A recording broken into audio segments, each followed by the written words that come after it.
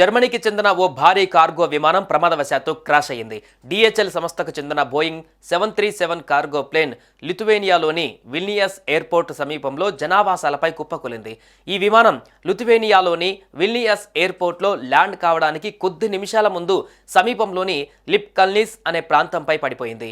Lithuania కాలమానం ప్రకారం తెల్లవారుజామున 5 గంటల 28 నిమిషాలకు ఈ ప్రమాదం చోటు చేసుకుంది. అగ్నిమాపక సహాయక సిబ్బంది వేగంగా అక్కడికి చేరుకొని చర్యలు చేపట్టారు. ఈ విమానం జర్మనీలోని లిప్జిగ్ నుంచి బయలుదేరింది. అయితే ప్రమాదానికి గల కారణాలు ఇంకా తెలియరాలేదు.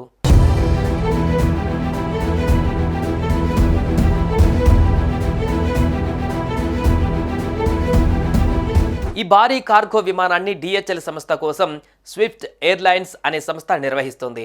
బోయింగ్ 737 కార్గో విమానం జనావాసాలపైన కుప్పకూలిపోవడంతో విమానాశ్రయంలోని మిగిలిన ఎయిర్ క్రాఫ్ట్లను కూడా కొన్ని గంటల పాటు నిలిపివేశారు. మరోవైపు అక్కడి జాతీయ విపత్తు నిర్వహణ కేంద్రం మాత్రం ఈ విమానం కూలిన ఇళ్లలోని ప్రజలు సురక్షితంగానే ఉన్నారని పేర్కొంది. కాగా డిహెచ్ఎల్ సంస్థకు చెందిన విమానాలలో అనుమానాస్పద పరికరాలు తరలించేందుకు కుట్రలు జరిగాయని, వీటిని కార్గో ప్యాసింజర్ విమానాలను పేల్చివేసేందుకు రష్యాకు చెందిన వారు పెట్టి ఉండవచ్చని అనుమానిస్తున్నారు.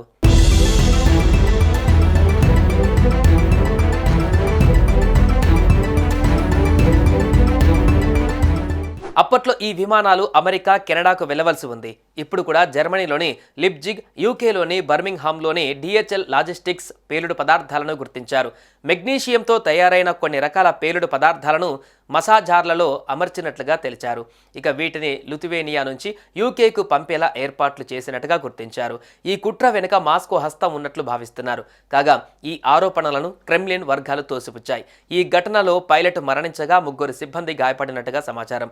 అయితే ఈ విమానం 31 ఏళ్ల పాతదని, అందుకే కూలిపోయి ఉండవచ్చని అంచనా వేస్తున్నారు.